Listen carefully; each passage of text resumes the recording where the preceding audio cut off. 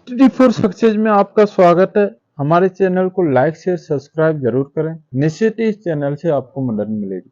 आज जो हम डिस्कस करेंगे वह डीएसएसबी के जितने भी इम्पोर्टेंट क्वेश्चन है सेल्फ डिप्लॉयमेंट के, उन क्वेश्चनों के बारे में हम डिस्कस करेंगे।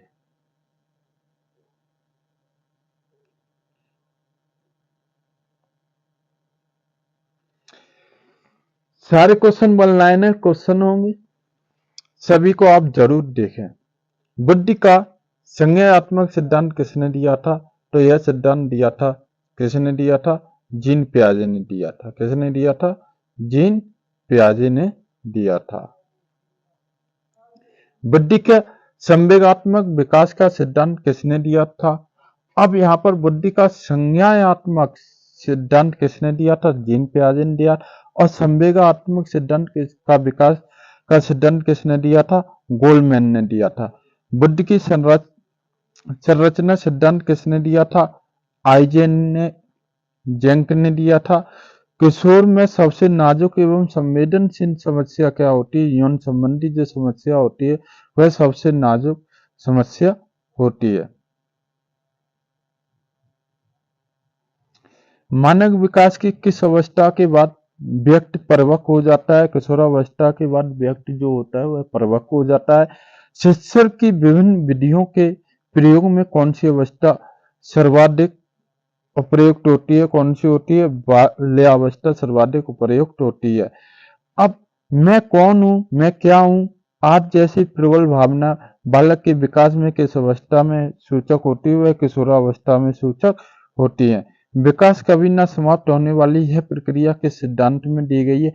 यह प्रक्रिया जो दी गई है वह निरंतरता के सिद्धांत में दी गई है कि विकास कभी समाप्त नहीं होता, वह निरंतर चलता रहता है। शिक्षा मनोविज्ञान एक विज्ञान है। शिक्षा मनोविज्ञान मानव व्यवहार का विज्ञान है। विकास प्राणी के प्रगतिशील परिवर्तन है जो निश्चित लक्ष्यों की ओर निरंतर निर्देशित होता है। यह कथन किसका है? ड्रेवर का है। किसका है? ड्रेवर का है। सीखने का सिद्धांत किसने दिया था? सीखने का जो सिद्धांत दिया था वह थॉर्नडाइक ने दिया था। खेल पद्धति के जनक कौन है? अगर खेल पद्धति के जनक की बात की जाए तो वह कौन है? किलपैट्रिक है। खेल पद्धति के जनक कौन है? किलपैट्रिक है।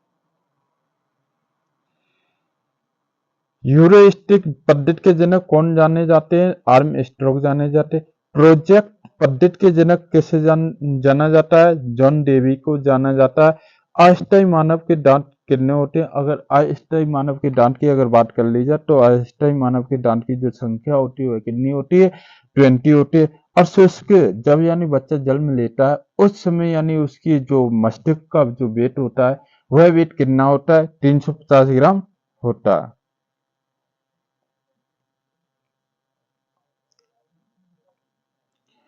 मनुष्य के मस्तिष्क का, अब यहाँ पर यानी बच्चे की अगर शुष्क की बात की गई थी तो शुष्क का जो मस्तिष्क का वजन था वह कितना था? 350 ग्राम था। अगर मनुष्य के मस्तिष्क के अगर वेट की बात कर ली जाए तो उसके वेट कितना था? 1400 ग्राम। जीन पियाजे ने जिनेवा की में किसकी स्थापना की थी? अब जिनेवा में जो जीन पियाजे ने स्थापना की थी किसकी की थी? लेबोरेटरी स्कूल की स्थापना की थी जिसमें उन्होंने मनोवैज्ञानिक के कई प्रयोग किए थे, जिनमें उन्होंने साइकोलॉजी के रिकॉर्डिंग काफी प्रयोग किए थे। जीन पियाजे द्वारा रचित पुस्तक का क्या नाम था? अगर जीन पियाजे की रिकॉर्डिंग जो अगर बात की जाए तो उनकी कौन सी पुस्तक थी? तो the language and thought of the child थी। यह पुस्तक उन्होंने 1923 में लिखी थी। कब लिखी थी? 1923 में लिखी थी। अगर पूछ लिया जाए कि कब लिखी तो 1923 में लिखी थी यह पुस्तक। जीन पियाजे ने संज्ञानात्मक विकास को ध्यान से में रखते हुए बालक की कितनी अवस्थाएं बताई हैं? अगर बालक की अगर जीन पियाजे की रिकॉर्डिंग बात की जाए कि जीन पियाजे ने इन अवस्थाओं को यानी बालक की जो संज्ञानात्मक विकास को ध्यान में रखते हुए कितनी अवस्थाओं के बारे में बताया है? किसकी? बालक की। तो बालक जीन पियाजे ने संज्ञानात्मक विकास को ध्यान में रखते हुए बालक की 4 अवस्थाएं बताई हैं। पहली अवस्था संवेदी गत्यात्मक अवस्था जो जन्म से 2 वर्ष तक की होती है, पूर्व संक्रियात्मक अवस्था जो 2 से 7 वर्ष की होती है, ठोस या मूर्त संक्रियात्मक अवस्था की अगर बात कर ली जाए तो वह हो जाती है 7 से 11 वर्ष की अवस्था, और औपचारिक संक्रियात्मक की अगर अवस्था की बात कर ली जाए वह 11 से 18 वर्ष की होती है। बच्चों में बौद्धिक विकास की 4 विशिष्ट अवस्थाओं की पहचान की गई। किसके द्वारा की गई थी? वह जीन पियाजे द्वारा की गई थी, कि पियाजे द्वारा उनकी 4 अवस्थाएं बताई गई थी। विकास कभी न समाप्त होने वाली प्रक्रिया है, किससे संबंधित है? यह निरंतरता का सिद्धांत है जो उससे संबंधित है। प्राथमिक स्तर में एक शिक्षक में निम्नलिखित में से किसे सबसे महत्वपूर्ण विशेषता मानना चाहिए? तो उसे धैर्य और दृढ़ता का जो है उसे सबसे महत्वपूर्ण मानना चाहिए। उत्तर बाल्यावस्था में बालक भौतिक वस्तुओं के किस आवश्यक तत्व में परिवर्तन समझने लगता है? द्रव्यमान, संख्या और क्षेत्र में। यानी उत्तर बाल्यावस्था में अगर बच्चे की बात की जाए तो बच्चे यानी किस में परिवर्तन समझने लगते हैं कि द्रव्यमान क्या है, संख्या क्या है और क्षेत्र क्या है। दूसरे वर्ष के अंत में तक शुद्ध के शब्द भंडार कितने हो जाते हैं? 100 हो जाते हैं। कितने हो जाते हैं? 100 हो जाते हैं दूसरे वर्ष के अंत तक।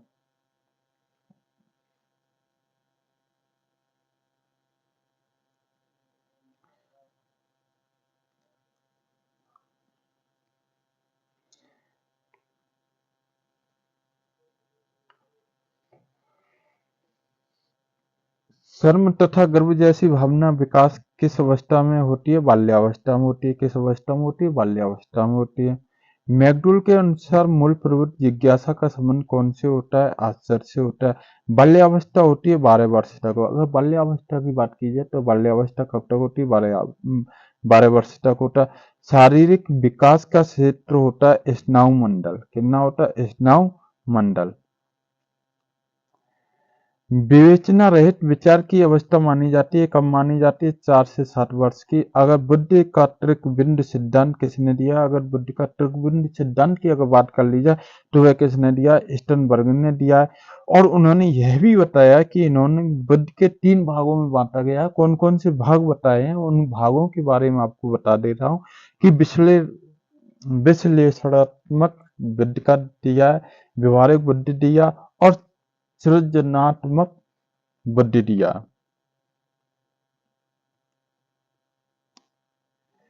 अगर जीन पियाजे के अनुसार बुद्धि क्या है? जीन पियाजे के अनुसार बुद्धि वातावरण के साथ अनुकूलन करने की प्रक्रिया है। क्या है कि यानी जीन पियाजे ने क्या बताया कि जीन पियाजे ने यह भी बताया कि बुद्धि जो है वह वातावरण के अनुकूल करने की प्रक्रिया है।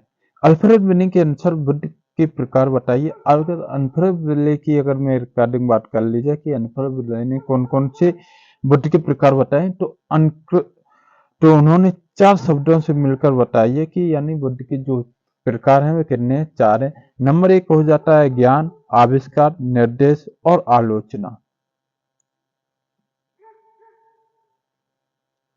टर्मन के अनुसार बुद्धि की क्या परिभाषा? अगर टर्मन की अगर बात की जाए कि टर्मन के अनुसार बुद्धि की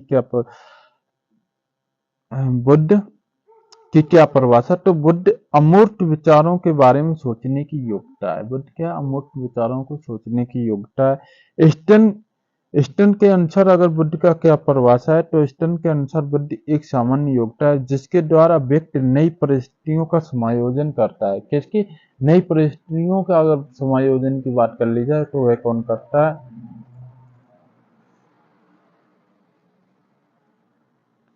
बंकिम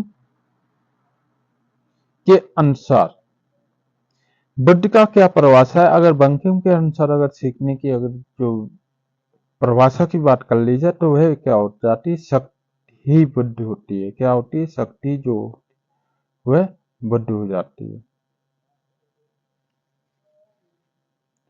बैचलर के अनुसार बुद्धि की क्या परिभाषा? अगर बैचलर के अनुसार बुद्धि की परिभाषा की बात की जाए तो बैचलर के अनुसार बुद्धि किसी कार्य को करने की तार्किक चिंतन करने की वातावरण तथा समायोजन, समायोजन करने की योग्यता, सामयिक योग्यता होती है।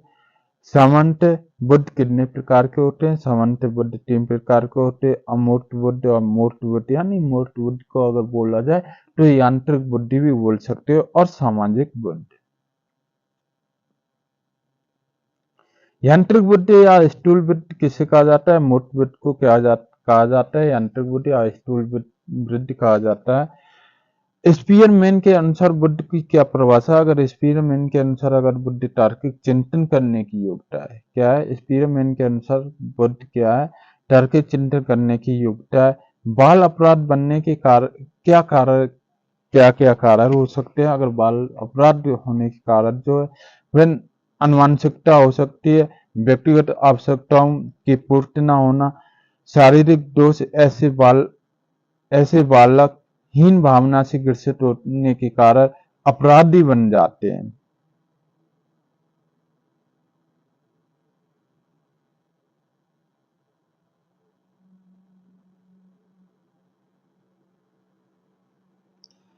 बाल अपराधियों के उपचार क्या क्या हो सकते हैं? अगर बाल अपराधियों की अगर बात की जाए तो कौन क्या क्या उपचार हो सकते हैं? मनोवैज्ञानिक विधि हो सकती है, समाज शास्त्री विधि हो सकती है, और वैधानिक विधि हो सकती है।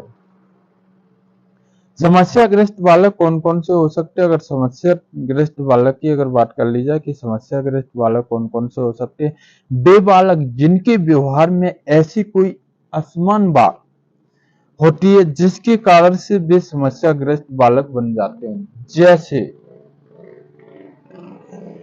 कक्षा में देर से आना, विद्यालय में क्या है यानी क्लास में देर से आना, स्कूल से भाग जाना, और कक्षा में अधिक बातें करना,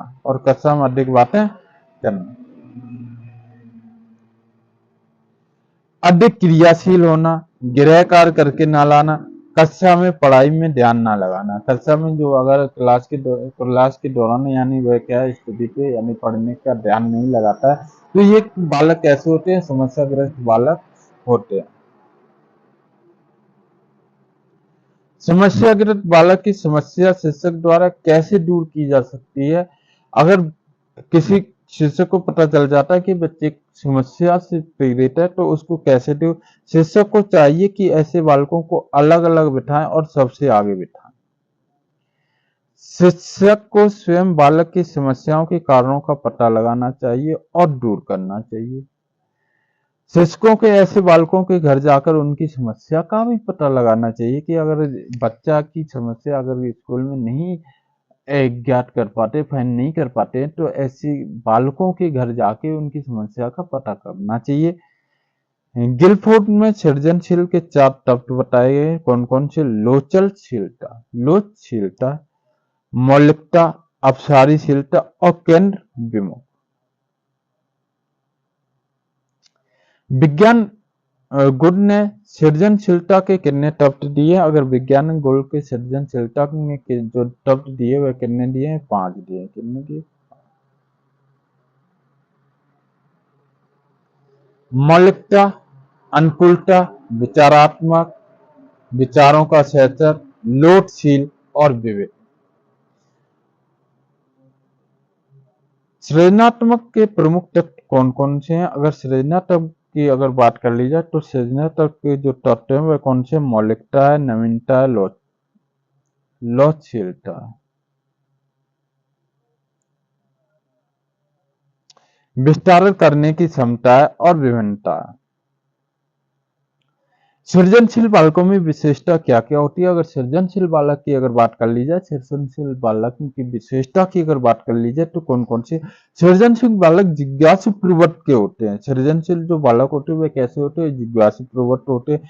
सृजनशील बालकों में उच्च महत्वाकांक्षा होती है, उच्च महत्वाकांक्षा होते हैं। सृजनशील बालकों में विचार व्यापक होते हैं। कैसे होते हैं? विचार व्यापक होते हैं। सृजनशील बालकों में संवेदनशीलता अधिक पाई जाती है, यानी सेंसिटिविटी, यानी इतने ज्यादा सेंसिटिव होते हैं कि यानी उनमें संवेदनशीलता अधिक पाई जाती है। सृजनशील बालकों में एकाग्रता, यानी एकाग्रता अधिक पाई जाती है। मनुष्य एक सामाजिक प्राणी है। यह किसने कहा था? यह अरिस्टो ने कहा था कि मनुष्य एक सामाजिक प्राणी है।